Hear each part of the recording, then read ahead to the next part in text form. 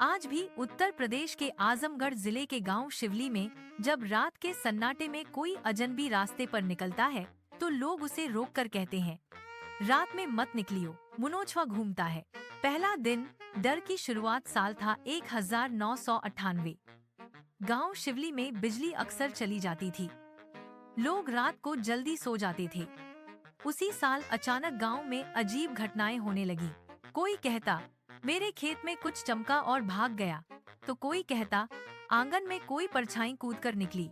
शुरुआत में सबने मजाक समझा, लेकिन एक दिन रामसूरत नाम का किसान खेत में गया तो सुबह तक लौटा ही नहीं। जब खोजबीन हुई तो खेत में उसकी लाठी मिली और जमीन पर कुछ अजीब जलने के निशान थे, जैसे किसी ने बिजली फेंकी हो।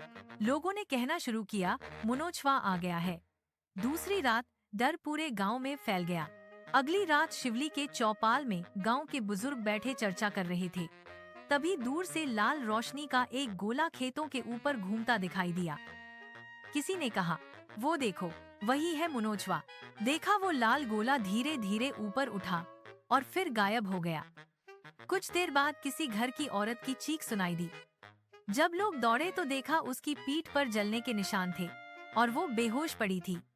तीसरी रात मुन और सलीस की हिम्मत। गांव के दो दोस्त मुन और सलीस, जो हमेशा कुछ न कुछ करने की कोशिश में रहते थे, उन्होंने ठान लिया कि अब वो पता लगाएंगे कि ये मुनोछवा है क्या। उन्होंने रात में अपने पास पुरानी टॉर्च, लालटेन और कैमरा लिया और खेतों की तरफ निकल पड़े। रात के करीब 12 बजे जब पूरा गांव सो गया था, तब उन्होंने एक पेड़ के पीछे लाल रोशनी चमकती देखी। सलीस ने धीरे से कहा, मुन, ये क्या है?